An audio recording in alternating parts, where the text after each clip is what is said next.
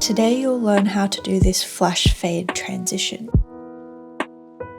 First, have your 2 clips and have them overlapping just a little bit like this, maybe about 10 or 15 frames.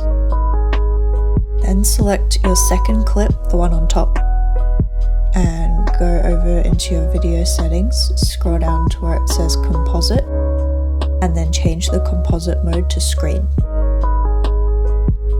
You'll see that it's now kind of transparent, but it's also a bit brighter than the original clips were. Then you want to add a bit of a fade. Hold shift and scroll your mouse wheel until you see these little white handles, and then drag the handle on the end of the last clip.